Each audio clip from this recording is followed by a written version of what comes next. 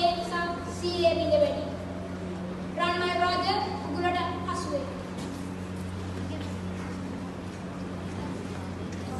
වැද්දා රන්මයුරාවගෙන ගොස් රජුට බාර දෙයි.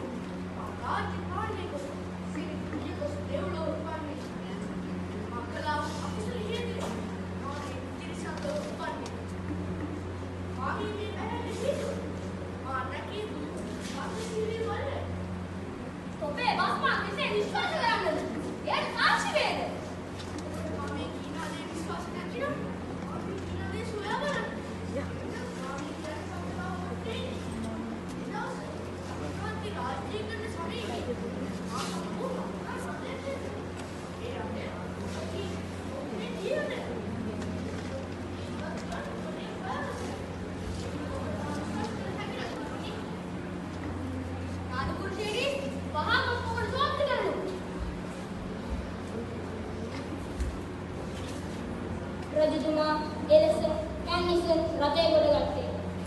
පොසත් මයුරාගේ සත්‍යවාදී බව එයින් හෙළිවේ. මේ පිළිබඳව සතුටු රජතුමා බෝධිසත්ව වනරාව මුදා හරියේ.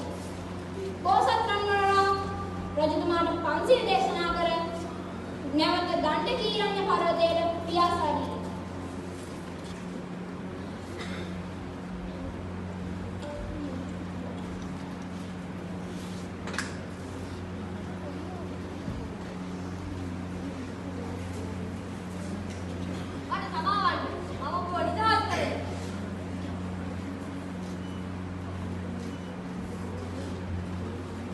එසමයෙහි රජුවෝ නම් ආනන්ද ස්ථවිරයෝය.